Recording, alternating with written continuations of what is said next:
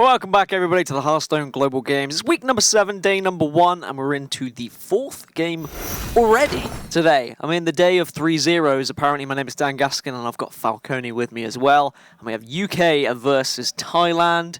But neither of us are excited because I'm rooting for America and you're rooting for Italy, according to Lorinda. According to Lorinda, you're American and I'm Italian. I don't know quite how accurate that is, but no, realistically, I'm very excited for this one. And I also think that it's kind of going to decide the direction that this group goes. We're at the point where like USA and Netherlands, there we go, I was hoping for that. We're at the point where USA and Netherlands have taken the top 2 spots. Peru and Romania are sitting sad at the bottom. They're not out of the running just yet, but it's looking unlikely for them to qualify. But somewhere in the middle, United Kingdom versus Thailand, one of these teams is probably going to slip through in 3rd place. The other team is not. There's a scary potential in this group for a 3-way tie in the middle there, if the UK were to fall here against Thailand. So that's something that we don't really want to be thinking about. The United Kingdom certainly won't want to be thinking about that. Can we not? Like, I find it hard enough to do all the maths without 3-way ties and things. It's like that complicated. Like all the numbers going around your head right now. That's what you're thinking. Then I'm going to be asking, yeah, okay, but what happens if there's a tie and then the game score's the same? And then I'm going to get some answer that I don't understand. And can we just keep it simple? We just want the UK to win to keep it simple, right? We'll try and keep it as simple as we can for you. Let's have a look at the rosters then for UK and Thailand. We have Jambre, George C, Green Sheep, and Jackie Chan for United Kingdom. And on the side of Thailand, Dan, we have another C. Another C? Does that seem right? It was better than what I would have said. This is why you're so cheeky. Patoyai, Viper Pro, and Matchkey. You are laughing your... You gave it a good effort, and I'm really proud of you, and I'm sorry for forcing you to do that. But the United Kingdom, full of some fantastic players. Personally, I think that they all deserved of the place here at the Global Games. And we say every time that they turn up, is Jackie Chan going to bring some crazy deck? But it does seem like the rest of the team have kind of reeled him in a little bit. I'm never looking at Twitch chat again. Sorry, I'm just teething. As we just got those nice shots of home, and now we're seeing Thailand, which, as with every country in the world, looks better than the United Kingdom. Look at that. We don't have anything like that back home, do we? Maybe in Wales. Maybe in Wales. In Wales, they have some nice like fountains and waterfalls and stuff like that. Gotta love a good fountain and a good waterfall. But as I was saying, yeah, a really solid UK team. I mean, you have to agree that I think a lot of people were disappointed when they were at 0-1, but I guess obviously it was against the USA, who have a fantastic squad as well. The 1-1 does put them back on the board, but they really need to solidify themselves as top players today by beating Thailand, in my opinion. Yeah, I mean, I've known quite a few of these guys personally for a long time, and I agree, a very, very deserving team. It's always fun to watch them represent us. I've got to admit, it's one of the things I enjoy about watching from back home. When I'm not casting, I get to watch from back home and really, root on for the team. But here we're going to try not to be too biased. No hand signals from me. I'm not going to be rooting for anyone. Let's have a look and see what decks these guys are going to be playing, what classes they've got. I don't know how much of HCT last weekend you caught, but there was one section where Sottle was just sitting there going, USA, USA, which is a bit weird as it was the European playoffs. But anyway. It's a little bit strange, but stranger things have happened. He's a strange man since he lost his hair. There we can see all of the classes that are going to be brought, and we've discussed the format several times today. Of course, it is best of 5, but if we have to get to the ace match, we will, and that's why an extra deck will be brought. All 9 classes are brought by both countries. First up is going to be Green Sheep against Pato, and you've got the Warrior or the Shaman, and then the Druid or the Rogue. Now, from what we know of Green Sheep, of course, he is very aggro-orientated. He is very aggro. He's very aggressive. Aggressive young man. He's actually a very quiet, pleasant individual. He is, yeah. But just in-game, he means business. And he'll get down to it, and he'll whack you in the face. Gotta say, I know very little about Pateo, but including how to say his name, apparently. But what I do know is that he's a real community guy, I believe. In Thailand. Apparently he's really just one of these guys that goes to the lands, hangs out with the Hearthstone guys, and does his bit for the local scene. Which you've got to have, really. You've always got to have someone that can just be there to gel and mold the rest of the community. But it's going to be Druid for Green Sheep and the Warrior for Pato. I'm going to go for Pato. Pato? Pateo? Yeah, but I was trying to shorten it for you, man. I also want to say that, as well as being the community guy, he's also the anchor for the team. Yes. So that means he's the guy that's earned the most HCT points in the season where it was judged for the global games. Exactly. So he's a grinder, He does his competitive bit. For Green Sheep, then, taking Druid here. I mean, am I silly to say that this is going to be aggro druid? Or I think it'd be silly not to. I'd be silly not to say so. Then again, as we were talking about earlier, the old bait and switch is certainly a thing that players do. Yeah, I mean, with the format, I guess it's hard to try and bait and switch and be unpredictable. You can only be unpredictable for that game, and for the mulligan, I think is the most important factor, because they're not going to know really who they're going to be playing against, but then getting into the game is when they'll know. Of course, those cameras are actually the wrong way round.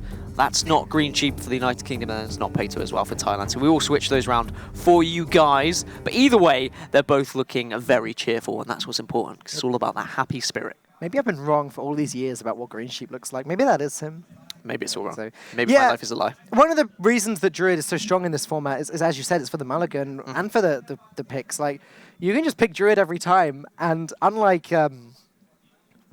what are the obvious classes? I guess unlike Shaman, where you expect it to be controlled, with Druid, you literally have no idea until they play their first card, usually. And even then, like, I've been tricked before because I've seen, like, Innovate Tar Creeper, and I thought, okay, it's Jade Druid then. Nope, apparently aggro Druids run Tar Creeper as well now. And you said you were close with a lot of this team on a personal level. In terms of the team dynamic, then, for the United Kingdom, what do you know of it? Because... who's in charge? Who's calling the shots? Who makes that final decision? Of course, George C is the anchor, but I heard rumours that Jean-Bray is the captain. Jean-Bray is the captain, that's true. Though, as far as their decisions and everything, I don't know who decides what. We kind of all know the meme at this point, you know, Wacky Jackie, and then George C reining him in, you know. Last time... the sneaky hand gestures there. It's reining him in. It's like a little fish. Oh, it's okay. It's good. Last time, though, Jackie said to me, I don't want to tell you too much about our strategy, but I've got some fun decks lined up. And he was just playing aggro druid. They weren't fun. It wasn't fun. It wasn't Wacky Jackie. There was more fun coming out from Jean-Bray, because he played like the egg paladin, didn't he? Yeah, that's right. That's right. It was a little bit more creative. Yeah. And I feel like there's a little bit of a creativity battle in the UK team. Who can get away from George C's hook best? Yeah. And at the moment, Jean-Bray is winning that one. Well, Jean-Bray's the captain, so he has every right to be winning. So the UK at 1-1, Thailand at 1-2. For Thailand, how important is this victory, Dan? Because if they go to 1-3, their chances of getting through are very slim. It's super important. It's the game I've been looking forward to the most all day, and not even just because of the UK side, it's because, as I said, this group is just so... It's sort of like... It's divided at the lead and the last place position, but in the middle, it's so close, and this is the middle game. It's the two middle players fighting for third place. At the end of this game, one of these players is going to be sitting in third place, and the loser is not going to be in third place. And obviously, we know from the group, top three progress to the next round. Did we expect the USA to dominate this group so much, though? I mean, of course the USA lineup is Sottle did. amazing. USA! Yeah, he kept chanting as well, but... should we have been expecting the UK to have a better competition against the USA back in week 1 or whatever it was? I mean, look at the players in Team USA, right? We got Firebat, we got Amnesiac. These guys are so well known, and United States is a lot bigger than the United Kingdom. Just about. There's a lot more, probably a lot more Hearthstone players in the United States than there are in the United Kingdom. Like, we always joke about how, oh yeah, the European players are better, you know, EU servers better, there's more legends in EU. Sure, EU, but when it comes to just UK versus United States is much, much, much bigger. Just a little bit. And where would you say Thailand is on the whole map of Hearthstone? I mean, because I looked in and tried to find as much as I could about these Thailand players, but there wasn't as much information available as other countries. They're certainly not as well known as maybe the rest of the group even, because even with Team Romania, we got RDU. And then he is well known. And he's sort of been campaigning recently saying, oh yeah, my teammates are good. This is why you should know about them. So Thailand are definitely on the lesser known side, which maybe means that this competition means even more to them. They want to prove themselves. They want to be known. They want to be on your radar. They want you to know who they are. And beating Jackie Chan, probably a pretty good way of doing that. That would be. That's a way. Just if you can beat Jackie Chan, who's a famous streamer and he's known for it, famous memer, known for his big decks, then maybe that's the way you put yourself on the map. But now we are going to be getting into game number 1. Green Sheep will be bringing that aggro dude, and it is going to be a Pirate Warrior on the side of Thailand. So we have the aggro matchup. Face off, Dan. Green Sheep's laughing. I wonder how good his his tech choices have been for this matchup. If there are Galactic Crawlers in this deck, then it's really, really good for the Druid. Yeah, I mean, a lot of people have been running, of course, Hungry Crab rather than the Galactic Crawlers. Yeah. Some run 2 of one, some run 2 of the other, some run 1 of each. Yeah. Oh, hello. Innovate and Fledgling. That's So pretty juicy. it's not the strongest against Poet Warrior because they often have Fiery War Axe to just deal with it. Also, on the coin, it's not as strong. Not as yeah, of course, because you can't just turn it on turn 1. Instead, we are going to see a board built early on from Pato. It's going to be Nazoth's first mate. He has an upgrade to follow up and probably would deal with the Fledgling as well. With that, he definitely would. That's even better a deckhand. The thing Green Sheep could do is just turn 1, play the Enchanted Raven. Turn 2, coin, Fledgling, Innovate, Mark of Yeshuraj. And that would be a way of almost guaranteeing that the Fledgling sticks. So I'm actually very curious to see what Green Sheep decides to do here. I always love watching him play aggro just because he's so well acquainted with the archetype. And of course, you're completely right in terms of like tech indecisions as well. We've seen Tar Creeper be included in a lot of aggro druid lists for mainly the mirror matchup, but it would actually be quite significant in this one as well, just to put that taunt body down, get in the way of all that incoming damage, and that will remain to be seen whether that's going to be included. But now for Green Sheep, he needs to find a way of contesting the board, but also trying to find something that will stick as well. That's the problem. At the moment, it will be a nice, easy trade for Thailand. Yeah, so his options really are, as I said before, he can play Enchanted Raven turn 1, pass. He could play Innovate Fledgling, Coin Raven, pass. He could go Enchanted Raven, Innovate Mark of Yeshuraj, just to put a 4/4 on the board. That's a play he could make now that couldn't be traded into. Maybe that's worth considering. Yeah, Innovate Mark of Yeshuraj, and then next turn you can play Vicious Fledgling. I like it. It's something that sticks. It's something that there's going to be a decision from Thailand. Do we ignore this or do we try and deal with it? Oh, okay. Bait and switch. You baited me. Green Sheep didn't look happy about that, though, did he? No, he didn't look happy I about wonder that. if he changed his mind. I'm wondering how much of a conversation was going on with his teammates there. Yeah. He looks frustrated already at this early stage.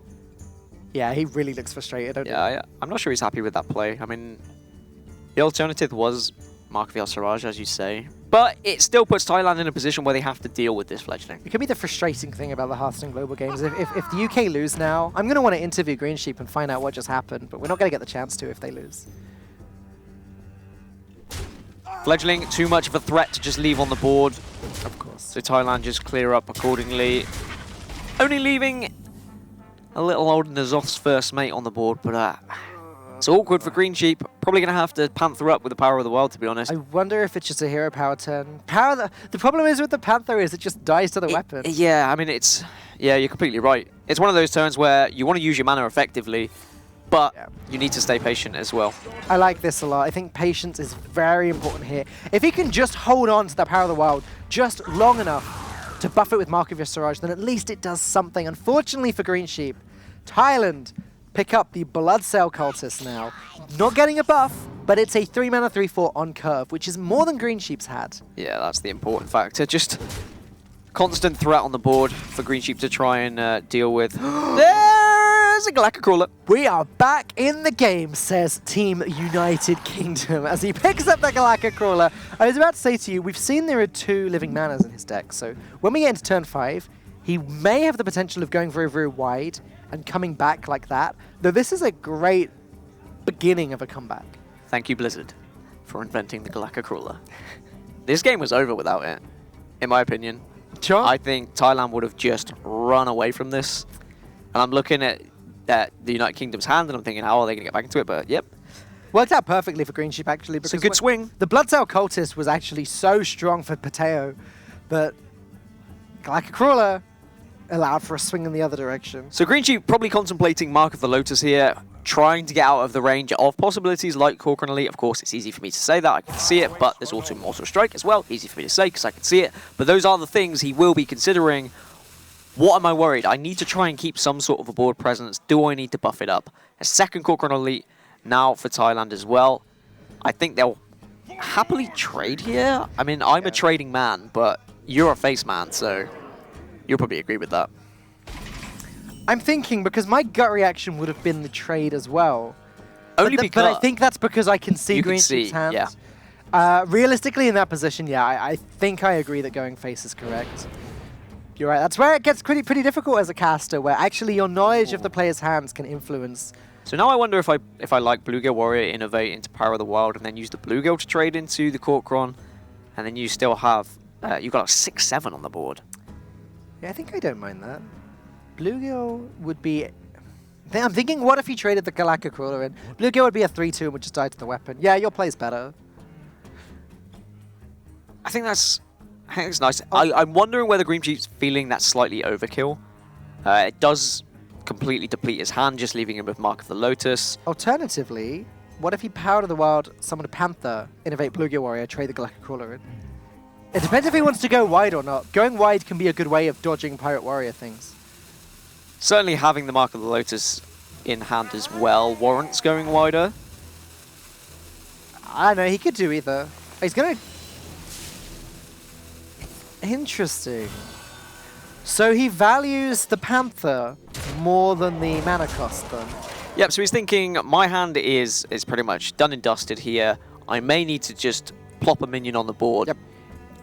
And it's a backup later that I might be able to use with Living Mana or something like that. I mean, of course, Mark of the Lotus is better, but Thailand have a game plan. They're continuously going face here. They're saying, we have Mortal Strike in hand, we've still got Weapon Charge.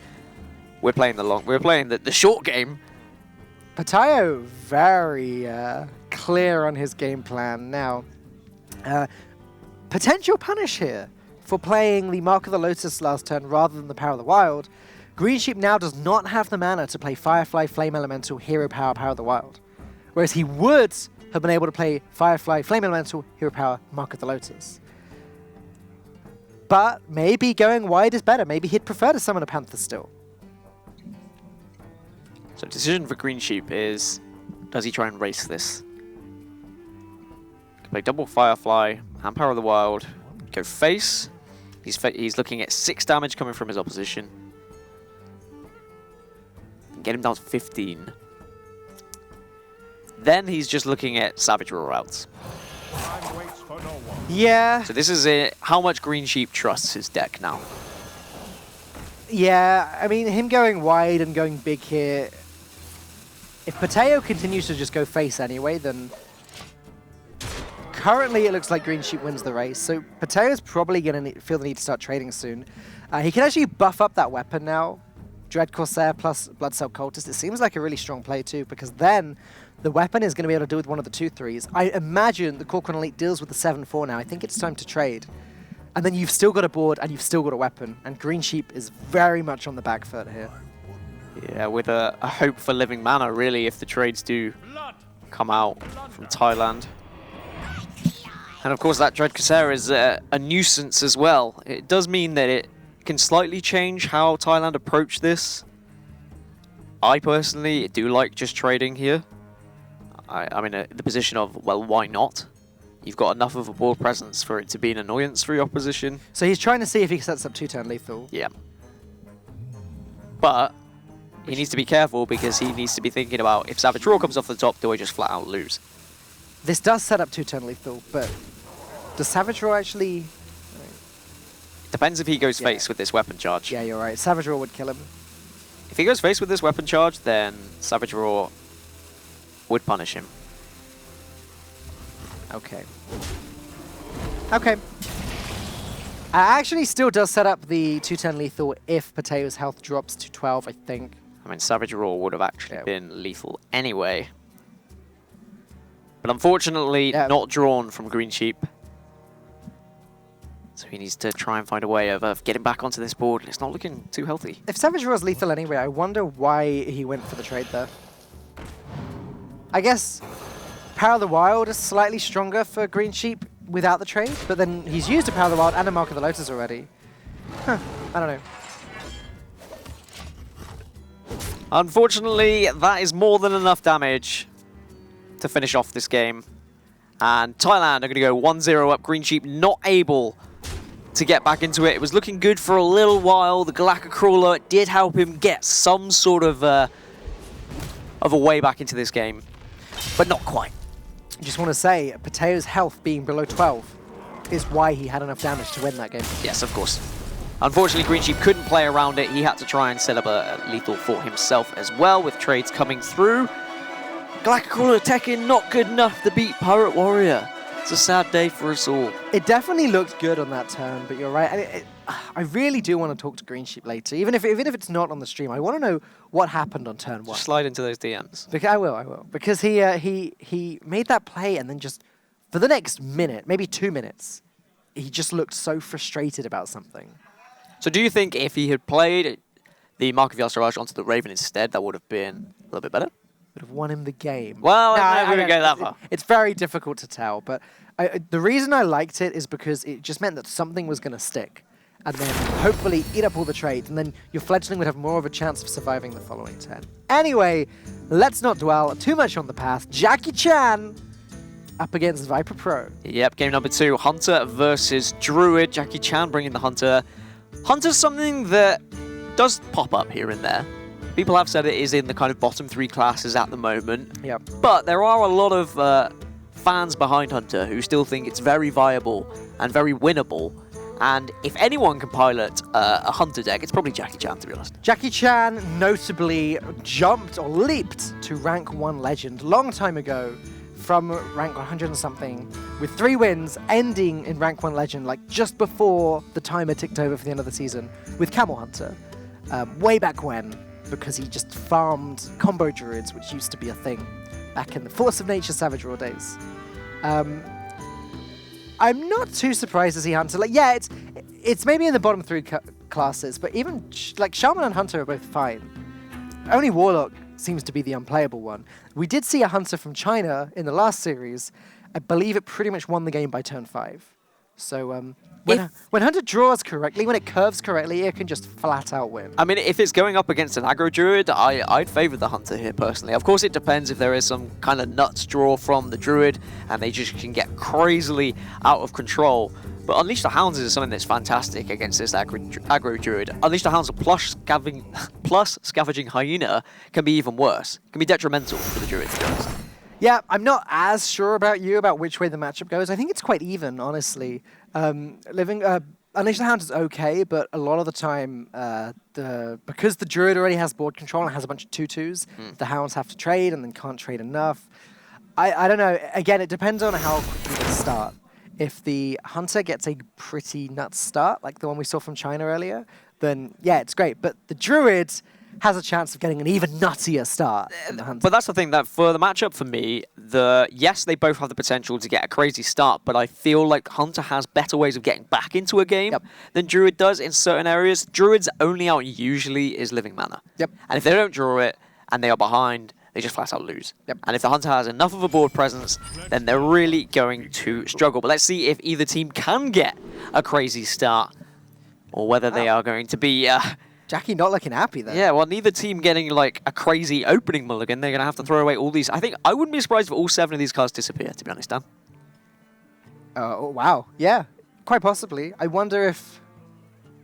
Yeah, I think he has to throw everything. He looks really annoyed for some reason, like straight from when we first saw him. Maybe I'm imagining things. Maybe it was just the sun in his eyes. I don't know, but I think there's a lot of discussion going on between Team UK today.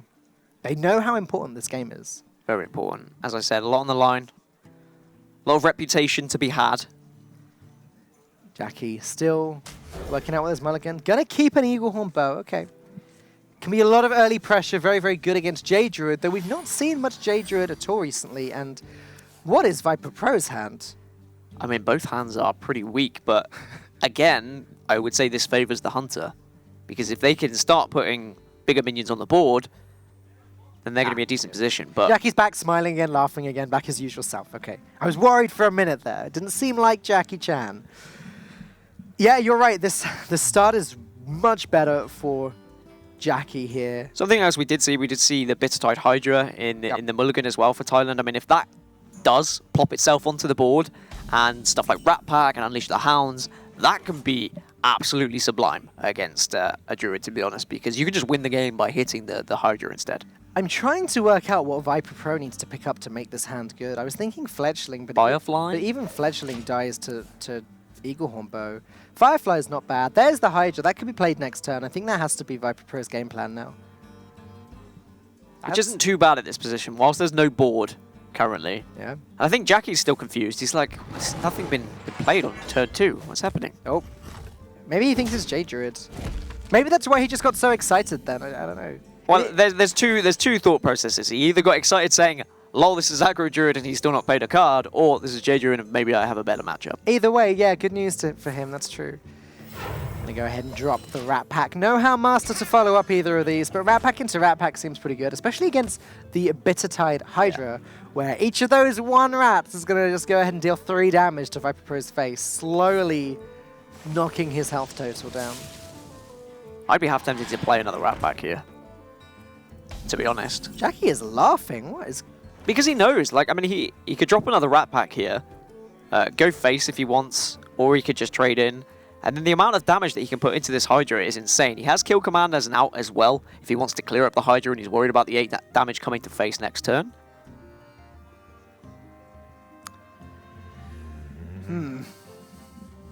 I don't know what else he does this turn, other than Rat Pack. Maybe he plays both Crabs, but there's a high chance that Viper runs Murlocs, so probably not worth wasting them. I'm just trying to work out what Team United Kingdom are thinking about here. I feel as though, I agree with you, it should be a pretty easy Rat Pack. But they're just going through all of the possibilities, working out if maybe Hungry Crab plus Hero Power is better, maybe 2 Hungry Crabs is better to go wide against the Hydra, but this is a good way of going wide, I think. No swipe or anything to comfortably deal with this board. Thailand do have the option of Mark of Yasiraj to search. I'm pretty sure they do, yeah. And just, I mean, this damage is going to go face regardless. Yep. If there was a swipe in hand, I feel like it could have been different. The Bittertide Hydra might have been used to take out the Rat Pack and then swipe face. It's going to be a 10-8 very soon. Jackie's already shown he doesn't have a deadly shot in hand. He'd have played it last turn, so I don't see why. I don't see any reason for Viper not to make that play now. Now Viper can play Bloodsail Corsair, Mark of the Lotus, buffing up patches as well. This is now an 11-9 Bittertide Hydra if Viper Pro decides to make that play. And if he trades in patches as well, that becomes awkward for Jackie Chan, actually. Because it means he can't deal with this Bittertide Hydra this turn. Patches trades in with a 1-1. I think this is the play from Thailand. If it goes face, then it allows... Yeah, but no, this is good for Thailand. Makes it very awkward now for Jackie. Yep. Very, very awkward. Very awkward. In fact. There's no way of getting rid of that Hydra. So that's dealing 11 damage to Jackie's face, whether he likes it or not. So, okay, so damage limitation now. There's 13, there's 15 on board. 16, the Mark of the Lotus is just flat out lethal. You've got Alpha as well. I was thinking, is there an option somehow for Jackie Chan to just try and put as much little minions on the board and then hope that he can get a load of damage out later? But really, this is going to be very tough to get back into. You're saying, like, try and get rid of as much damage, but... Sorry, Dan, I think this is over. It's okay. It's okay, I'll cope. No, it is. It's just damage limitation. So Jackie can trade away patches with the rat. Can use the bow on the 2-3, I guess. It's just the question that I'm asking myself, and that I'm sure the United Kingdom are asking each other, is how do they win from this position? And I think the answer is probably that they don't. And this is what... Yeah, I think they go down the line play that I was thinking originally. And I was thinking, can you just do loads of damage via 3? But so that's 11, 13, 14, 15, 16, 17. Not quite. Oh, is that lethal? I think it's lethal. Put the Alpha in the middle. Mark of the Lotus and Hero Power. It is. It's exactly exact 18 lethal. As you described. I was busy trying to count it the other way. What if all these minions went in? That would have been 6, 12, 18 damage. Plus kill command could have been 23, but I think Jackie was still a long way off. Unfortunately for Team United Kingdom, we're gonna be starting off 0-2. Yeah, no crazy opening for either side, but in the end, just Rat Packs to put on the board. No decent beast to really put on for Jackie Chan. Instead, Thailand were able to innovate out that Bittertide Hydra and it just continuously whacked them in the face. And now they have a 2-0 lead in what would honestly be an upset, to be honest, if Thailand were to take this. It would be a little bit, an upset to me.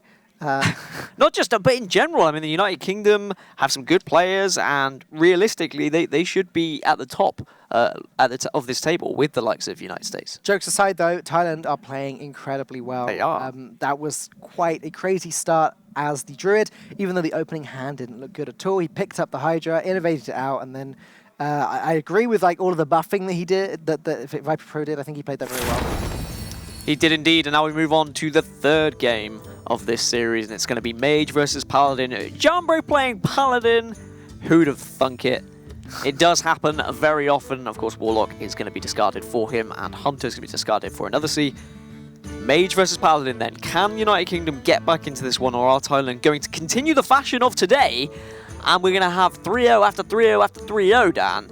To be fair, Thailand are deserving of it at the moment. They are playing pretty flawlessly. It's been a fast day for sure, but this is one series that I would not like to see go to 3-0, especially in this position. It would be a shame to not see George on the Freeze Mage one more time, if he's even playing Freeze Mage, but it would be a shame to not see it. I'm surprised they put George 4th in the group.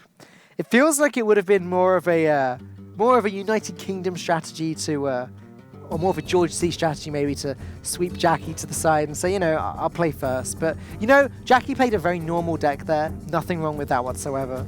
And the guys are obviously all playing together. There's a lot of communication. We could see that in the face cams. Jackie was talking to his teammates throughout the entire game. Green Sheep was, possibly to his detriment in the first game as well. And I really think that the Hunter could have done better if it had just got a little bit of a better start. If it had the Alley Cats to start off with, perhaps. It's a really tough one to swallow, to be honest, I think, for the United Kingdom, because they know how differently it could have gone, and there was no way that Jackie could have played that any differently. In my opinion, that could have changed it. No, you're the right. Mark of the Lotus, the Bloodsail Corsair was massive. The fact that they were able to use the Mark of the Lotus to trade off so that kill command couldn't kill the Bittertide Hydra, that was what won the game. I mean, what did I say to you before? Hunter is very, very good when it curves out properly, when it goes Alley Cat into Hyena, into Crackling Razor or Animal Companion, etc. But Jackie did not, unfortunately, have the cards dealt to him in that order. And now, contrary to the last game, both of these hands look pretty good. Yep, so it's all down to Jambray to try and bring this one back in for the United Kingdom. Another C, however, has the opportunity to close this one out. It is looking like a Secret Mage. Very much so with the Mirror Entity. He is going to toss that one aside, though. You don't really want the secrets stuck in your hand necessarily, unless, of course, you have something like the Kirin Tor that can get them out nice and early. But Mana Worm into Frostbolt is, of course, always, A classic Mage. It's always been an annoyance, hasn't it? They play Mana Worm, and then you're like, Frostbolt's coming. You think Mage, you think Balls of Fire, you think Bolts of Frost, and Little worms. little worms indeed. Jambray actually throwing away both Hydrologists, I have to admit. I'm surprised by that, though I think it indicates that he has a much more aggressive Paladin deck than the others that we've been seeing. And Argent Squire indicates that as well. He wants to actually get out the really cheap Murlocs in turn 1. Maybe he wanted a Rockpool Hunter. Maybe he wanted a Murloc War Leader. Unfortunately, Jambray's start isn't looking so hot to me. It doesn't contest this Mana Worm very well at all. I think I prefer Squire to Tidecaller here, to be honest, as well. Yeah. Again, maybe just because I can see the Frostbolt, but I play a lot of aggressive Paladin anyway with Squire in, and I always like using Squire on turn 1 because it always seems more difficult and more awkward for your opponent to deal with. Yeah, the thing is, as the Mage, he's another C is very, very likely to have a spell that procs the Mana Worm. Any spell. Primordial Glyph would do it. So if Jambray plays the Argent Squire, it forces another C to use his hero power if he wants to get rid of it. Yep. Instead, Jambray decides, I have Murloc War Leader in my hand. If I can get that down next turn, then I just win the game. Instead, he is just going to have to put the Tidecaller on. Frostbolt seems like the obvious play. I think it would be weird not to. It may follow up with a Jambray coining out War Leader, which could work out. Again, that's going to depend whether another spell comes through, possibly for another C. Medivh's Valet isn't going to be active because there's no secret in play. Always difficult when you're playing more of an aggressive variant of Paladin and you are going second and you're going second to something like a Mana Worm. Wow, gonna go for the attack in and ping anyway. Same play that would have dealt with the Argent Squire. Which I like. Jumbray's hand looking just as awkward as it was earlier.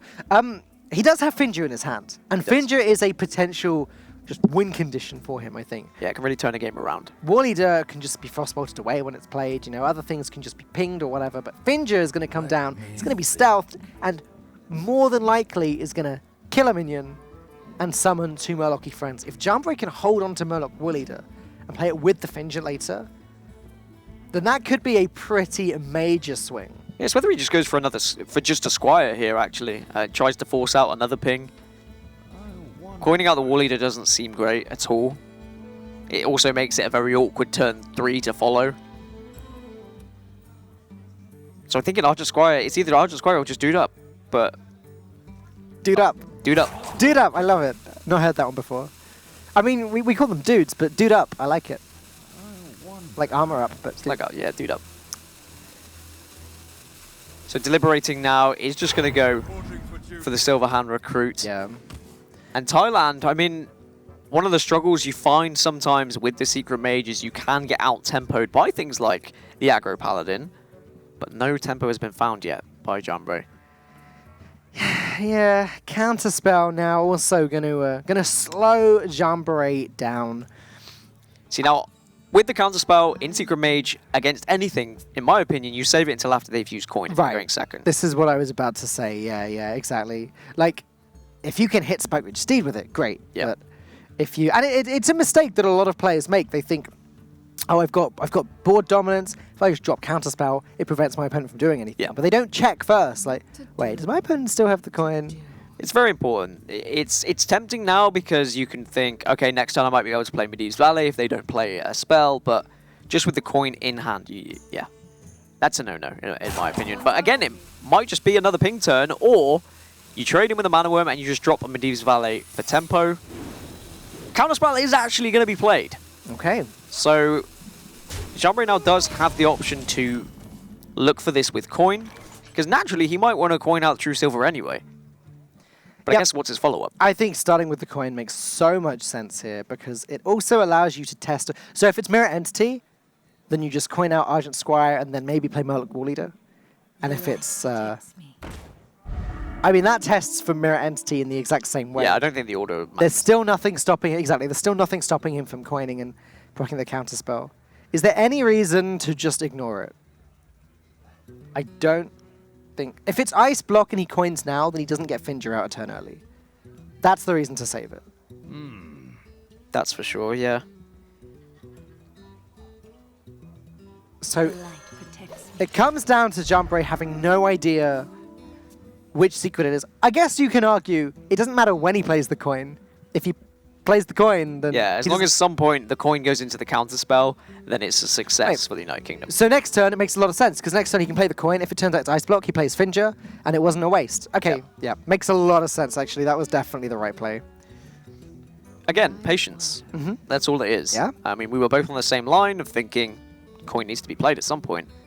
But Jumbray just been able to sit back a little bit, have that conversation with his team, and just have a think. Now, on the side of Thailand here, there's another secret in play. Medivh's Valley, of course, can get its value. You're not going to get much value out of it. 3 damage really not helping too much in this situation. But it might be enough just to ping and Medivh's Valley here. Alternatively, what? Ukabel Crystal?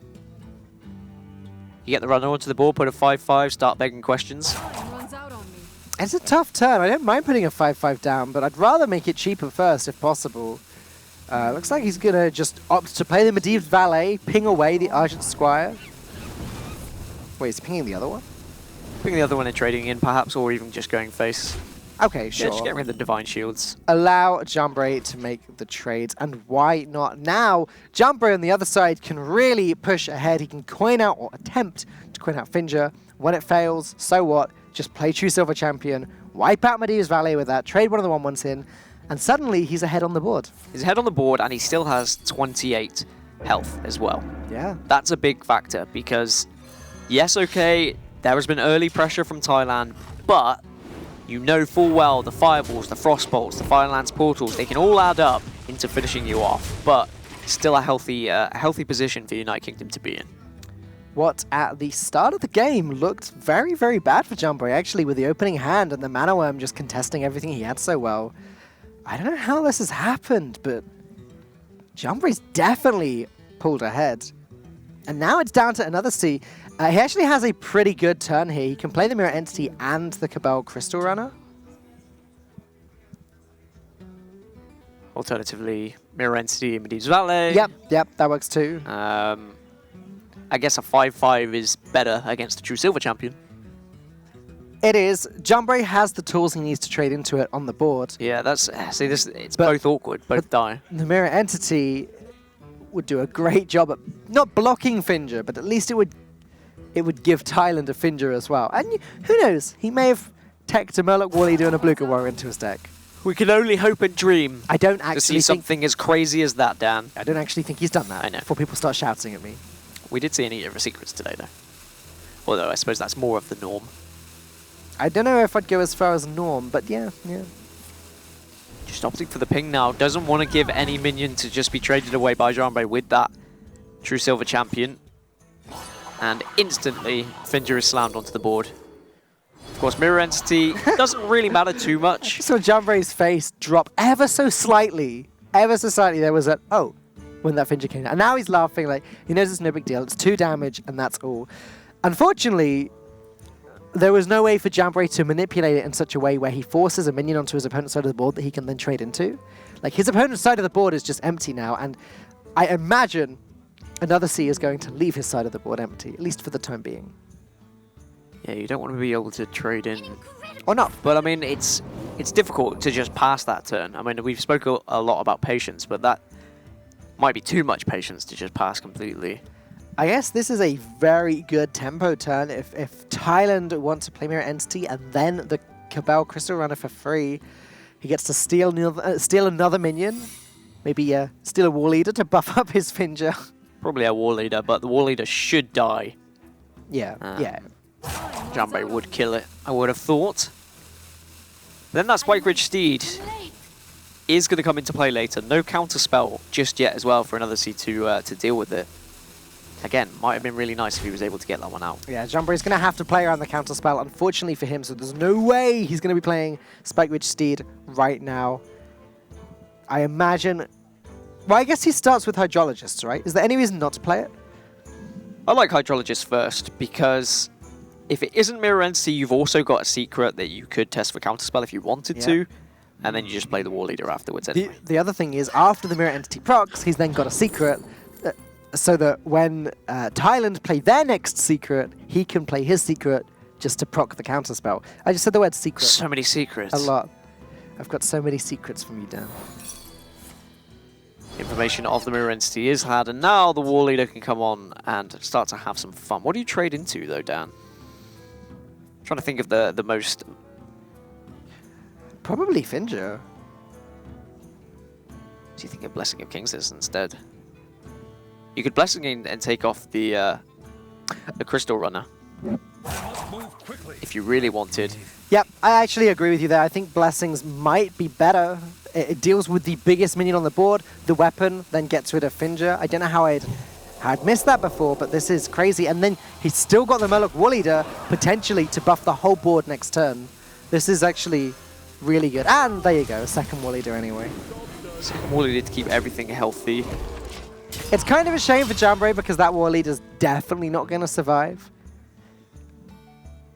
I wonder if another C runs Ice Block in his Secret Mage. Because we're now witnessing one of the problems with not running Ice Block. The best thing about Ice Block is that it is a secret that's always there. It's pretty much always there till the end of the game. And therefore, it's always going to activate Medivh's Valet. Unfortunately for Thailand, they have no way of activating this Medivh's Valet. If he has put in an Ice Block, it usually replaces either one Mirror Entity or one Counterspell. We've already seen both Mirror Entities, only one Counterspell, so that may suggest there's not another Counterspell available, which would make that Spike Ridge Steed and very healthy, to be honest. But the fact that there's a secret in deck for Jambray means he could test for it anyway, which is nice for him. Another reason why he probably played the Blessing of Kings then and saved the secret for a little bit later. Right. But it's just damage control at the moment for another C. They haven't been able to regain the board ever since Jambri started to gain a little bit of steam. Yeah, he's done a pretty good job of starting to get the board back, but now Jambri starts to pick up his late game juice. Stonehill Defender into Tyrion, Zonky Patarum, Primordial Drake. What do you want from this? A lot of options. Any of those seem good. And the fact it's card draw as well, theoretically. Yeah. Right? Whereas we look at Another C's hand, and he's looking a little bit slim now. That's the thing with this Paladin deck. Even though it's built to be aggressive, it has this weird ability to just keep going.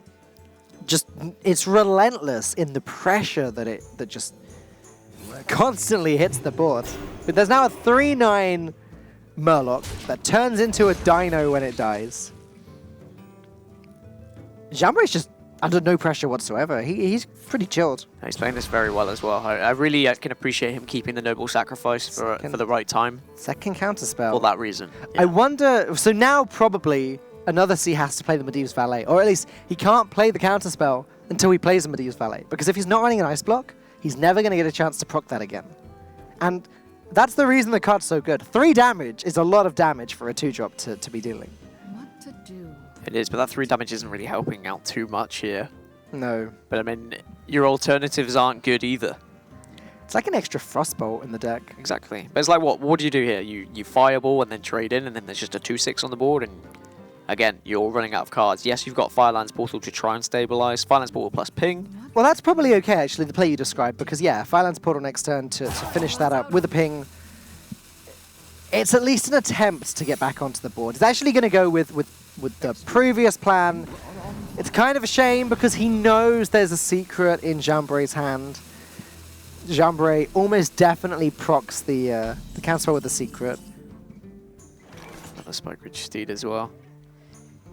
Yeah, Another C running out of steam here, to be honest. I was going to say, it was potentially very clever playing that secret then, because if Jambri thought it was Mirror Entity, then he couldn't play Tyrion now. He'd have to play the secret first, and then he wouldn't have the mana to. But, obviously, both Mirror Entities are gone. We've seen them both. Jambri knows that's not a Mirror Entity. Because I don't think a Glyph has been played either, so it's just not possible.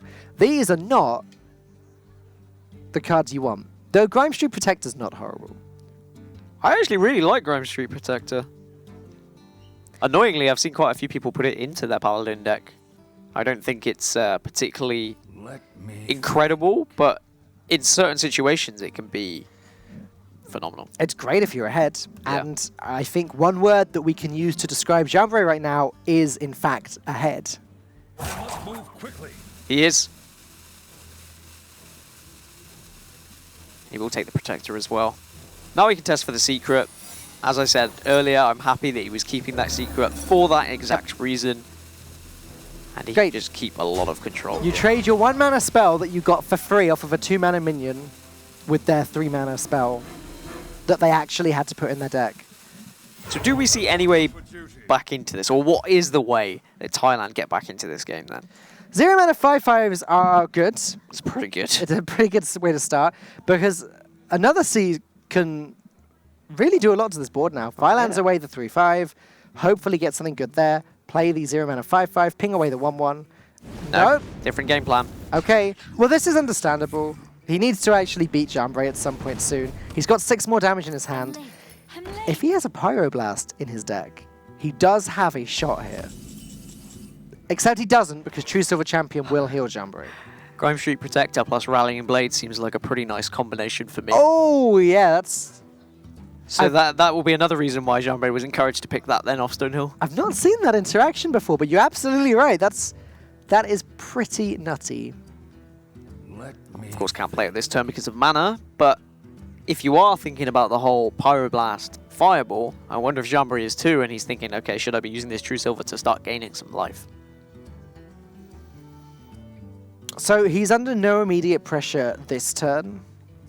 The question he's going to be asking himself is, over the next 2 turns, does he need to heal for 4? He beats Fireball and Pyroblast by healing for 2. So I think he can afford to wait and not use the True Silver yet. Though it looks like he's going to play it safe. But the ping comes into the equation as well. Yeah, oh yeah, of course. For duty. But he can't ping the turn he plays Pyroblast, so it's... No. Yeah, right. Is the True Silver ever trading? No, of course not. Okay, cool. I was concerned for a second because it looks like such a good... To the untrained eye, this looks like such a good trade, but it would allow another C a win condition, which currently he doesn't appear to have. No, I mean, even if he goes for the... Like, if Pyroblast is in the deck, and that's a very big if, and he goes for the Fireball to face now with the ping, Jambray can just be like, huh, well, I know your game plan here. I just go face with my True Silver, and then we're happy as Lowry. Is Larry happy? He is pretty happy. As happy as Jambray, apparently. Jambray does look pretty happy right now, and I'm sure that George... Green Sheep and Jackie are starting to cheer up a little bit as well. Being on the winning side, it's going to be up to George soon to bring things back. Was George see the ace player as well? I didn't actually quite catch I that didn't one. see. Okay, we'll find out that later. But that's a fantastic opportunity for George anyway to bring this series back on track, if that is the case. But we do still have a game. Yeah. George is the anchor, of course. We definitely know that because we were involved in the voting of the UK team. And we were not able to vote for George, as the anchor is the guy that's gained the most HCT points in the previous season. So a very well-respected player in the UK. Just talking through as we watch the players going through the motions. So is his Grime Street Protector plus Rallying Blade just too strong here to not do? It's insane. Yeah, he's doing it. It means you can just trade off this board as well. You can comfortably trade it off. You can trade, you've stuck a taunt up. It would take another C, a very specific pair of cards to actually win the game in the next few turns. And there's another Mana Worm floating around somewhere. There's going to be other low-value cards too. I don't know how many Archaeologists he's played. I don't recall if we've seen one or two Medivh Valets. Two Medivh Valets. Two Medivh Valets. Yeah, there's, in my opinion, I don't think there's a way back into this for Thailand, even in the unlikely event of a Pyroblast being available, because now Jambray can just set himself up for a possible lethal turn next if he wants to. Depends how safe he wants to play it, but the Grime Street Protector plus Rallying Blade is just too good to not play, really. It's a meme, but it's possible that he runs Yogg-Saron. We did see Yogg-Saron in a Secret Mage last week during the Hearthstone Global Games. APX Void tweeted weeks ago when Secret Mage was just starting to be played, one of the first things he tweeted about the deck was, I've not played the deck much, but I can tell already Yogg is good in this deck. And he's one of the best Tempo Mage players in the world. It's possible that it's in the deck. Babbling Book is not a Yogg-Saron, though. He's like the Yogg-Saron's little brother's, nephew's, cousin's dog. Dog's Book. Book. Yeah.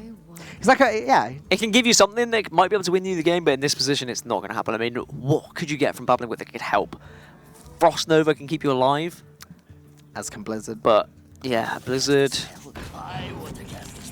Frostbolt. No. It's similar to the name that you said. But not enough to keep them alive. But speaking of keeping alive, it will be Jambray getting this back on track. United Kingdom's dreams are still alive. They are indeed, and as you said, both Green Sheep and Jackie Chan will be wiping their brow, saying, we've not thrown this away, we still have a chance to get back into this one. And Jambray being the captain of the side, so I'm told, not the anchor, but the captain. They are different things. Coming in strong and putting it back on for the boys. Of course, not quite lethal just yet until the Rockball Hunter comes out, and then it's definitely lethal. Good job too, because Pyroblast was still a potential out, and we'd have seemed very silly then if if we were just talking about how United Kingdom takes the game and the Pyroblast was picked up. But they do take the game, and Thailand haven't quite got there yet. They were close. They had that possibility of being 2-2 in their grasp, but Jambray has firmly ripped it out of their fingers and slotted UK's dreams back into this one. I know I've talked a lot about how this is a very important series for both teams because they're contesting for that third place slot. Yeah. It's more important, I think, for Thailand than it is for the United Kingdom because Thailand, as you said, they're 1-2 in the group. United Kingdom are 1-1. So if United Kingdom lose this game, they only end up in the position that Thailand is in now. So they're definitely not out for the count if they lose. However, they're not going to want to lose. They want to get closer to guaranteeing their spot through to the next round. And now it's going to be George C on the Mage. It's going to be the best Freeze Mage player in the world, Playing Secret Mage. according to George C, playing Mage, yeah, against Paladin from MacG. And to be honest, I mean, it's hard not to say that George C won't bring Freeze Mage, to be honest. Considering he considers himself the best, and he does just play it constantly. Is Secret Mage just outright better in this meta right now? It's so hard to call. Like when Discover Mage first started to appear, a lot of people, a lot of Freeze Mage enthusiasts, were confused. Like, why are we playing this weird, unrefined deck that sort of does the same thing that Secret Mage does, but does it worse? The answer was that it turns out actually getting board control, dealing all of the chip damage, and actually controlling the board too is better than just having the one win condition. But then things moved on a little bit further, and some matchups appeared that the Freeze Mage was able to do a little bit better because of the freeze, because Frost Novas are a card that can just prevent an aggressive board. I believe Freeze Mage is slightly better against the most aggressive decks than Discover Mage, just because Frost Nova, Doomsayer, Frost Nova, Blizzard, and then another Doomsayer. Just the stall potential, yeah. It's just very, very good at stalling. So against the less control-y decks, the decks that don't maybe have a lot of healing, Freeze Mage has a much better chance. So you think George C has a chance? I think he has a chance. I mean, even if if he is playing Freeze Mage, he's going up against a Paladin, and let's say it's a Paladin that has a lot of healing. Yeah, that's very tough. The last time we watched George C play, he played against a Druid, which gained, I'm going to say, about 36 armor. It burst gained it in one turn as well. And somehow he still had a 1 in 3 lethal opportunity to win the game. Yeah. Somehow he got through about 66 health, which was just nuts. And he was like, yeah, I don't think it's an unfavorable matchup. And everyone else is like... Everyone said, okay, crazy. If you're George C, maybe it's not an unfavorable matchup. So let's say that even the Paladin does have healing in it, and it is a Freeze Mage from George C. Do we still think he's favorable here? Just because he's George C? He can play the deck very well. Let's just put it that way. Although he did lose that game. It's all about the Alexstrasza timing as well. Like, that's another important facet. If he's able, he can beat any deck with Freeze Mage if he gets the Alex on turn 9 and goes Alex into Pyroblast or Alex into double Fireball Frostbolt. That's obviously the dream. Or he can play it the other way, where if he doesn't get his Alex until late, he can save the Alex until after he's baited some healing out of the Paladin, then play the Alexstrasza. So there are definitely a lot of tricks that he can play to win this game. We're going to seem so silly if it's not a Freeze Mage now. Well, no, I mean, I don't think we're wrong for suggesting it might be a Freeze Mage. I don't think we're saying it is a Freeze Mage. We're saying it might be a Freeze Mage. Right. There are, of course, about 4 variants of Mage at the moment that are going around, that are being cycled. I'd love to see a surprise Quest Mage from George C. Hey, that would... I mean, it works in a similar way, if you know what I mean. Like, it's a similar game plan. Well, the difference between Quest Mage is that Quest Mage doesn't really care about your healing. Whereas Freeze Mage doesn't have the potential to kill you in one turn anymore, Quest Mage absolutely does. Quest Mage will always have the potential to kill you in one turn, unless you either play a lot of taunts or gain a lot of armor, because the prominent Quest Mage at the moment is the version with the Giants, that just play all the Giants, play Alexstrasza, play the Quest, slam you in the face for a lot. Did we see any Quest Mage during HCT? I'm going to go with no. I don't think so. I mean, it would certainly be something that's very different. And as you said, there is a list recently that has become relatively And it's popular. all about deadlines, right? Like the HCT deadline for deck lists was quite a while ago. The deck lists were floating around online on Twitter and everything well over a week ago, I think, or around a week ago. Whereas the resurgence of Quest Mage happened since then. So that's one of the reasons why you might see decks today that weren't around at HCT, because the deadline for submitting deck lists was very different. It was. It definitely was. And a week has changed as well, changed the meta slightly. We have seen further developments. I mean, we talked a little bit about Evolve Shaman being a possibility, but it's going to be Freeze Mage. Yeah, that looks like a Freeze Mage to me. Who'd have thought it? We didn't want to go full-blown, it's definitely Freeze Mage in case we looked silly, but maybe we should have. The horse picture's gone. But I thought... So I don't think he said this in the interview that we watched, but apparently there was an extended original cut of that interview where he said that the power of the Freeze Mage comes from the horse picture. Where is it? So I'm very sad to see that it's gone. To those of you that weren't here, Yeah, it sounds crazy now. 3-4 weeks ago when we last cast together, there was a horse picture, and we saw an interview with George C. where he talked about it and said... So his grandfather made it, Right, and it gave him the power. yeah. Although he did say he wanted to burn it, which worried me slightly. But anyway, Maybe he... Oh. maybe he did. Oh. Yeah. Maybe that's going to give him enough encouragement to get the United Kingdom back into this one. He's going to be the paladin for Thailand, and they're going to throw everything away to try and get an early start, and that looks like a nice opening hand if you are on the paladin side. George C., very young, very calm Hearthstone player. Which is surprising, right? For usually young players, they're quite boisterous, they want to get things done quickly, but he's known for playing Freeze Mage despite his age. Yeah. I think it's a great accolade. He is the European young savage, as we like to call him. I wonder. I don't like to call him that. Oh. I like to call him the horse picture burner. You got a real bee in your bonnet about that, haven't you? I really do, yeah. Yeah. Both Tide Callers is the option, potentially, for Thailand here. You have got the follow-up of Hydrologist or Bluegill Warrior, if you would like. You don't have to go overkill here. Oh, I guess if you're playing against George C and you're saying, okay, this is most likely Freeze Mage, what am I worried about playing into? Doomsayer is one of those things. Has MacG done his research? And this Doomsayer is actually going to die because Bluegill Warrior buffs one of those Murlocs into a 3-2. So a 3-2, a 2-1, and a 2-2. 3+2+2. Sorry, 3... It's okay, it dies, don't worry. 3+2+2 is 7, Don't right? have to count us through it. Okay. Right. 3+2+2 is 7. It is. I was so confused about 5 times 2 earlier, I just had to double check that. Oh, yeah. But yeah, that's going to be the Doomsayer just deleted off the board. And now George C has to try and regain some sort of board presence here. Does have the Archaeologist to work with. Frost Nova and Doomsayer later on is going to be big as well. Oh man, yeah, that second Doomsayer pickup is huge. George looked so happy when he saw the Tidecaller coin Tidecaller play, and then so sad when the Bluegill Warrior came out. But now he's back in Happysville, sure. Again, Happyville. Okay. That works better, I think. All right, thank you. I'll use that in the future. I'll credit you for it. Because now on turn 5, he's going to be like Doomsayer Frost Nova. Ooh, are you tempted to go for a Hydrologist, try and get a Repentance? Perhaps. I mean, yes, of course, Doomsayer going down to 1 would be great if there was no Frost Nova. Of course, Frost Nova is going to make things more difficult. You know, Eye for an Eye is pretty good in this matchup. Eye for an Eye is fantastic in this matchup. Because it can kill George past the ice block later on in the game.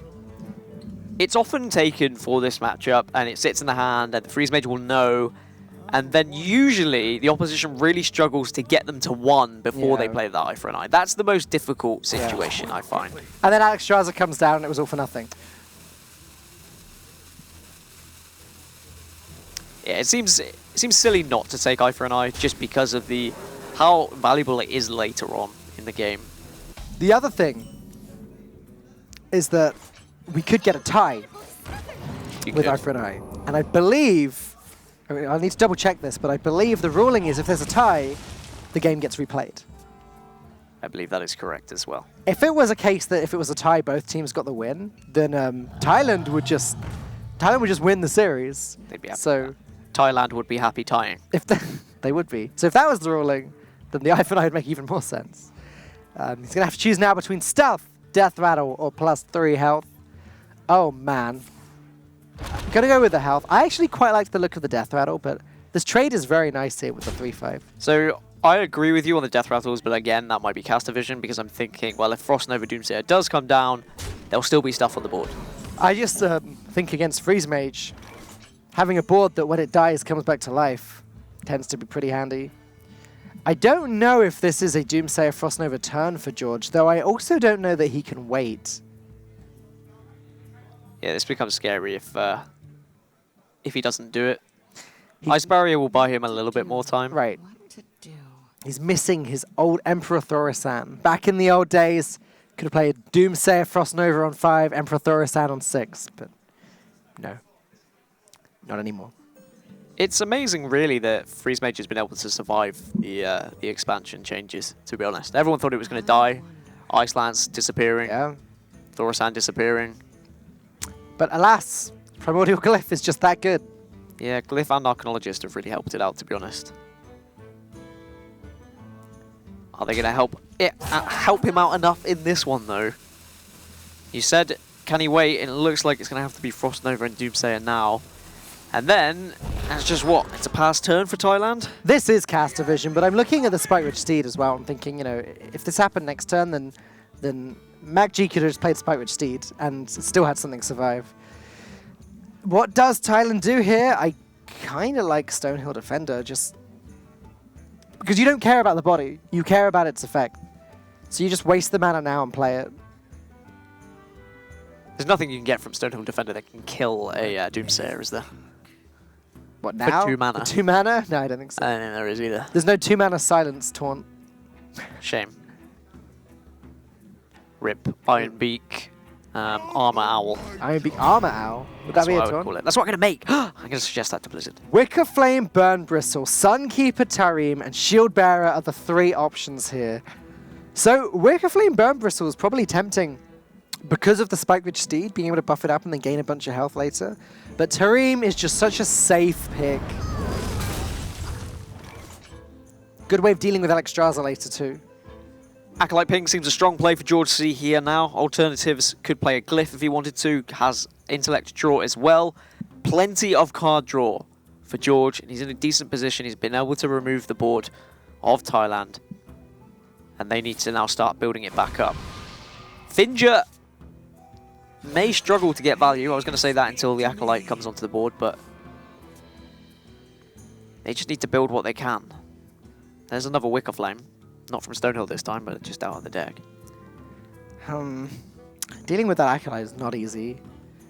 I don't know when MacG's going to get the chance to play Finja this game. Tarim seems bad. Spike Ridge Steed is unplayable. I guess he has, yeah, I think he just has to Finja here. And naturally, George would want to ping his own Acolyte, but then he does just play into Finja getting value. Of course, it is a Finja that is going to draw out random Murlocs, and it's definitely not going to be a War Leader and a Bluegill Warrior, for example. So it doesn't have the crazy impact that it does when people specifically build for that outcome. However, it will still create a large board presence. That's why Finja seems so much weaker nowadays than it did pre-Ngoro, when it was only used in decks with Bluegill Warrior and Murloc War Leader. But it must still be good because people are still using him. And now George sort of has almost a free turn now. He's actually been granted the gift of time. There's no huge pressure play on MacG's side of the board. There's also no Alexstrasza or Antonidas in his hand, though. This was the thing. Alexstrasza is what he's waiting and hoping for. That can just outright win him the game. He's in a decent position at the moment. If he can get Alexstrasza in the next probably, what, 2-3 cards, he'll be in a nice spot. If he glyphs now, do you think Arcane Intellect is the top pick? You just glyph again. Well, those secrets were definitely not the top pick. Kabbalist Tome doesn't seem bad at all. I don't see why he'd go for any of the others. Vaporizing Finja doesn't really work out. Not sure Mana Bind is great either. He knows there's an eye for an eye in the hand of Thailand, or at least he knows there's a secret that could be an eye for an eye. Again, I don't think anyone would do this, but I've always considered whether people would pick a secret and keep it in their hand as like kind of a bait and say, oh, I might have an eye for an eye. And then they play it later and it's not an eye for an eye. I'm not sure whether that would ever happen, but that's me. That's an ex-poker player coming into play. Well, he went for the Kabbalist Tome, the obvious one, I think. Did discuss with his team for a little while. Now there are 2 Acolytes to paint on the board, which is pretty great because MacG's never going to be able to mill George. His hand isn't big enough. It's a great position to play both Acolytes in, even if they both only get 1 draw, or, you know, one gets 2 draws, the other gets 1.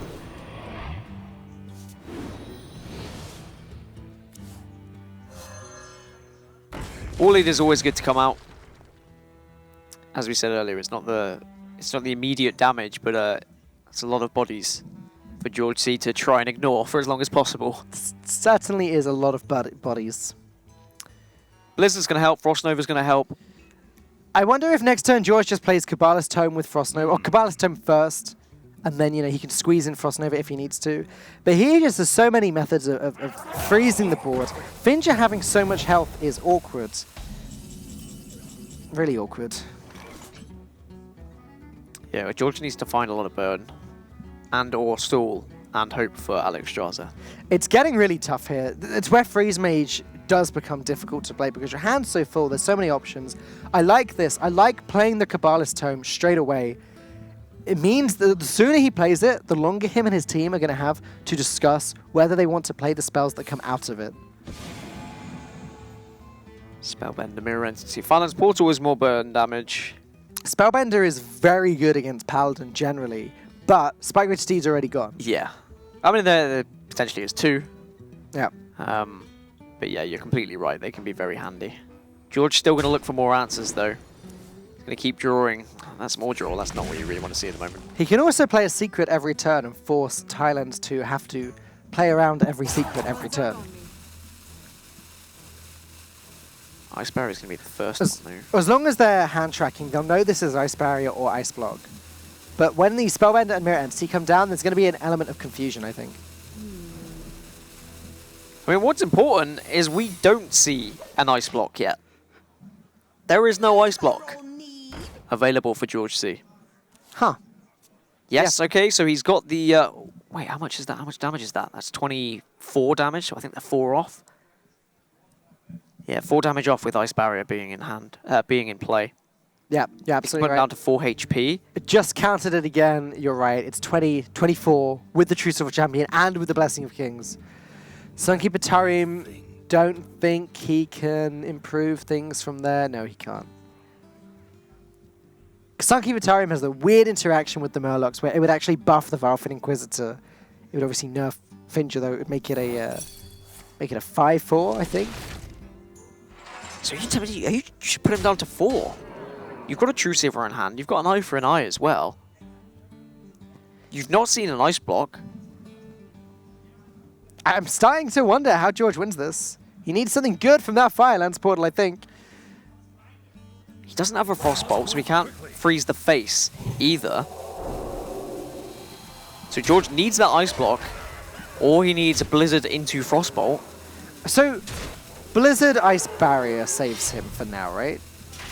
Yes. That is... Or Frost Nova Ice Barrier. So he has actually got a couple of turns to hang in there. I think he has to play the... Let's see what he draws first. Fireball.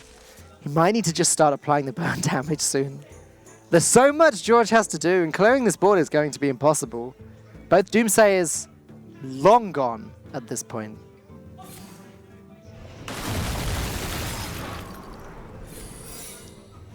Yeah, so you're completely right. The Ice Barrier will keep him alive. Potentially on 12 HP at the moment.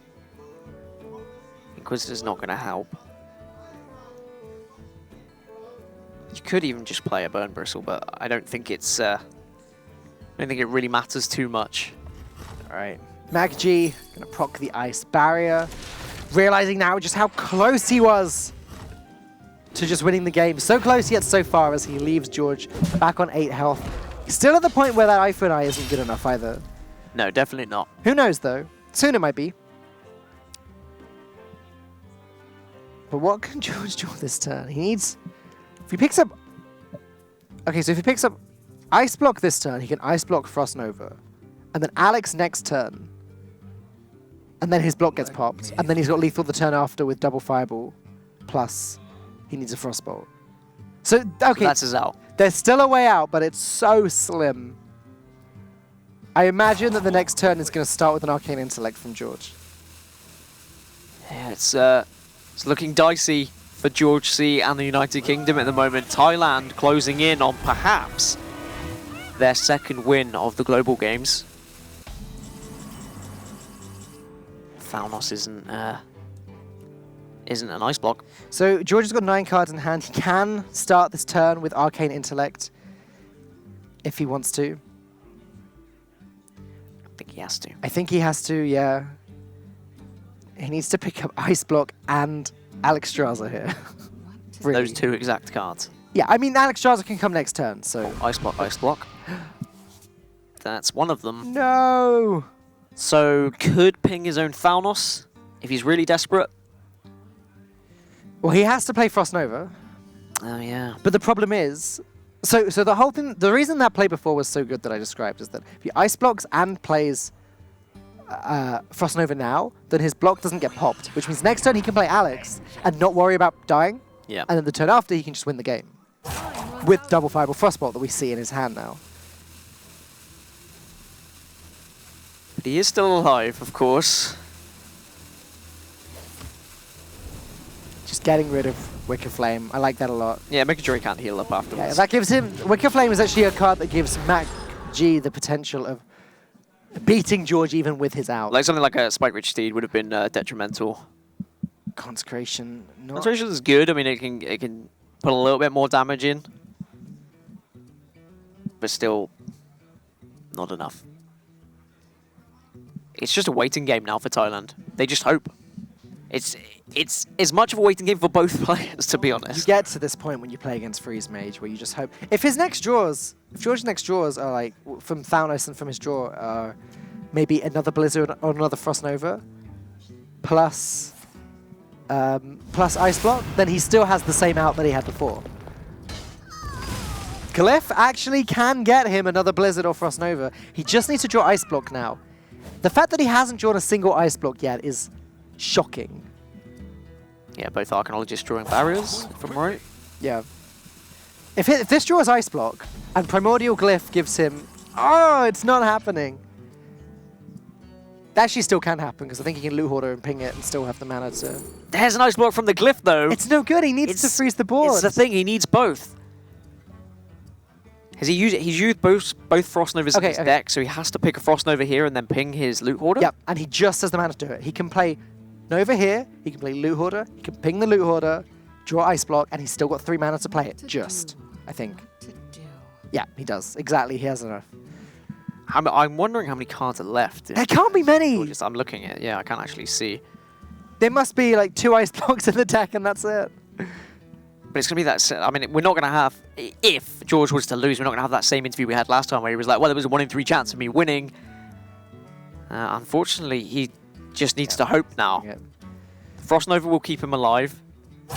As you said, the Ice Block is what he needs to be able to set up a possibility of winning this. Well, at the moment, the way we see it, the play wins him the game. If he gets the Ice Block from Loot Hoarder here, that play wins him. If his next draw is Ice Block, and he plays it with Loot Hoarder now, it just wins him the game. Okay. Oh, interesting. Okay, well, I mean, that can help. That's a very good... Wall Leader makes things a little bit awkward later on. Not going to matter too much now. I suppose Wall Leader plus Tarim is gonna hurt George in a little bit. But George's still playing this, right? He's still in it. I'm trying to work out what he's thinking. Like, those last 2 cards, there can't be more than 4 cards left in the deck, I think. 2 of them are Ice Blocks. They have to be. So... I guess he decides that the chance of him drawing Ice Block next turn just isn't high enough to make that risky play. An awkward turn for Thailand as well, because they're just in a position of like, well, what do we do? I doubt... We are just waiting. Yeah, I doubt that George has any... We're waiting till he runs out of freeze. Does he have another Blizzard in the deck? We've only seen 1. But so what? Like, if he draws it, he's still not drawn Ice Block, so he still can't set up the Alex Straza. I don't know... He needs to draw a freeze and Ice Block in the same turn. And there's the Ice Block. So previously, if he did play Loot Hoarder and ping it, he could have set up the 2-turn lethal. Alex Straza, then Thailand would have played Eye for an Eye, then he'd have played Frostbolt, which would have left George at 3 health, and then double Fireball would have just won the game. Would the Eye for an Eye have killed him if he had double Fireballed? No, because he'd Frostbolt first. He would Frostbolt first. So Alex, and then Eye for an Eye goes up, and then Frostbolt puts George down to 3, puts Macti down to 12, and then double Fireball wins the game. He didn't go for it.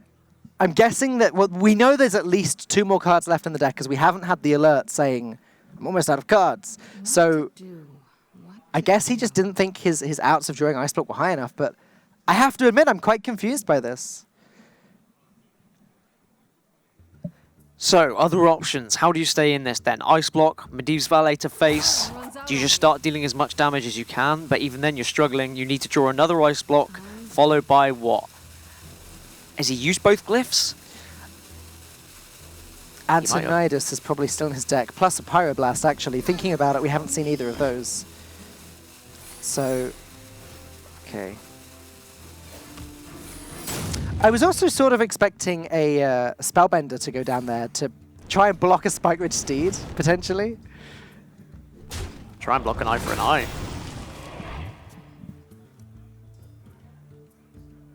So, of course, Thailand can pop. Now they want to pop on one. And then play eye for an eye. I just don't see how George wins with this line. So you pop it one, you play eye for an eye, and then it's, what, a defensive Alexstrasza? And then you're dead anyway.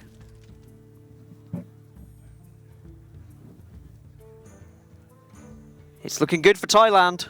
Not looking so good for George.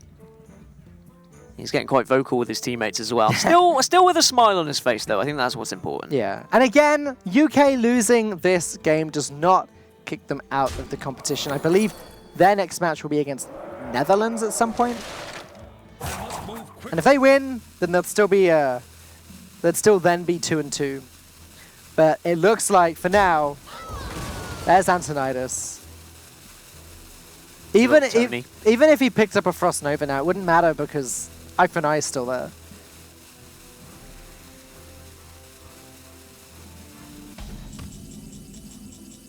There's the Pyroblast as well.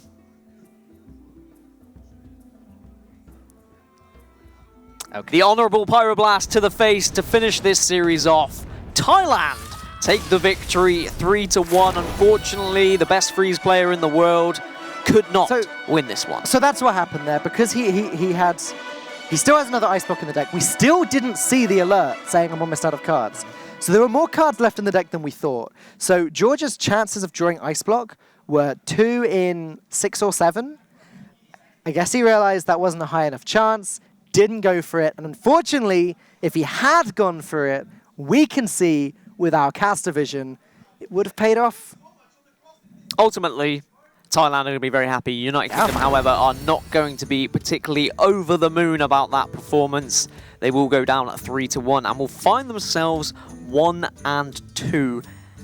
And Thailand now up to 2-2. So, a good solid performance from Thailand. They're going to be extremely happy about it. I would consider it an upset, but of course, there is some slight bias from that. I know you're very upset, Dan. I know these UK players a lot better than I do the Thailand players, but they're making a name for themselves. Maybe they could get into the next stage of this. And the thing is, it's fair to say that the names that come from the United Kingdom, they do go pretty far. Like, everyone knows who Green Sheep is. He was at the Bahamas. Everyone knows who Jackie Chan is. Everyone knows who Jackie Chan is.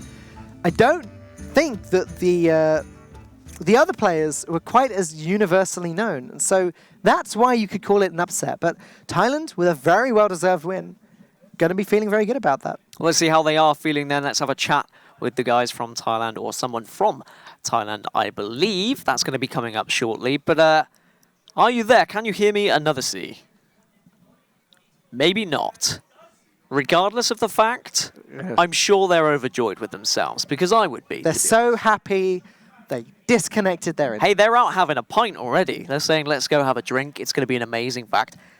Is bringing Freeze Mage a bad decision to this format in this current meta? That's something that I was going to bring up after the interview. I don't know what's happening with the interview. We might get back to it. We may not. We'll let you know. But the Freeze Mage, is it too much from George C now? Is he saying, like, I'm so good at this deck, I have to be bringing it? Is there an element that his teammates now need to be saying, okay, why don't we bring something else? Do you know what? It's so hard to say. Because Pyroblast and Alexstrasza, and Antonidas being picked up one after the other right at the end of the game there, that's not good. That's not what you want as a Freeze Mage player. I don't think it's necessarily it being a Freeze Mage that let him down, but something let him down. Well, I believe the interview is ready. Another C, can you hear me, my friend? Yes, I can. Cool. Can you hear me? We've got you. Okay. Yes, you're here now. Congratulations on the win. Something I want to ask you guys. Did you see yourselves as underdogs coming in against the United Kingdom? How well do you know these players? We're pretty much the underdogs, but we were kind of lucky that we kind of did a lot of research on our last opponent who played mage, and we know that he was an avid freeze mage player, so we kind of like mulligan for the freeze mage matchup a little bit.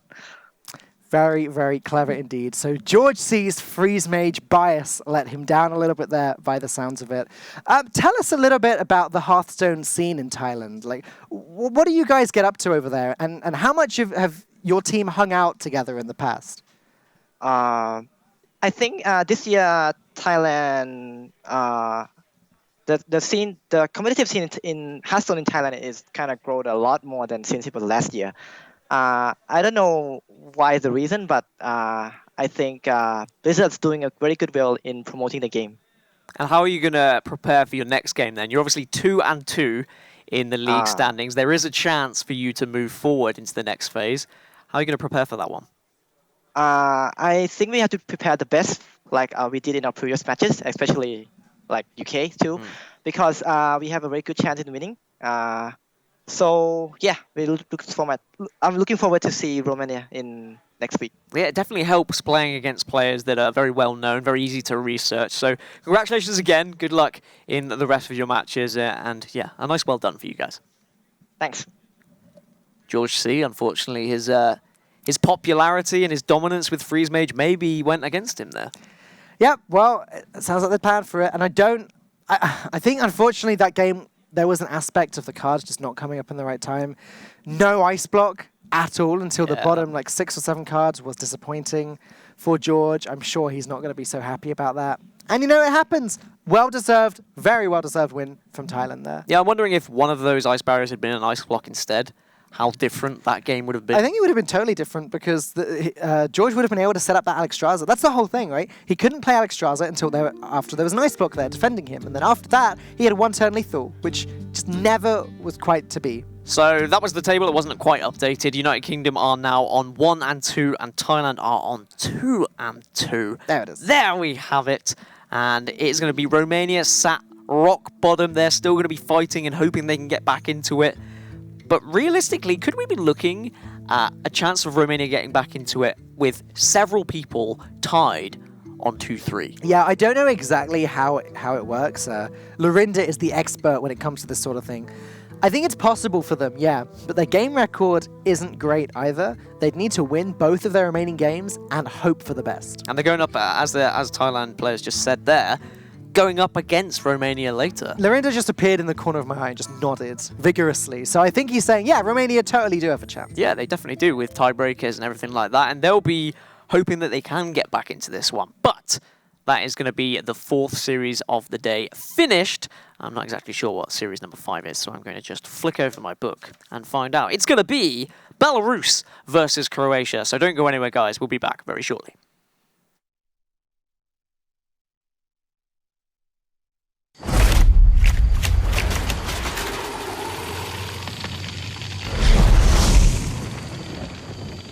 We're almost there. Quiet down, everyone. This is not like any of our previous expeditions. This will be far more ambitious. We're stepping into a land of primordial wonder. Infused with astonishing elemental energies. The plant life here holds very unusual properties. So don't touch anything.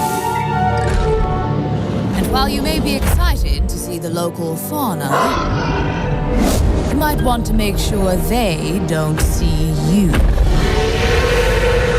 Because their powers of adaptation are devastating.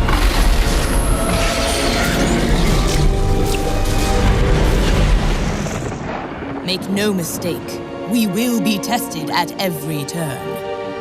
But if we stay on our guard, we might just survive. Now then, are you ready? Then let's journey into Ongoro Crater.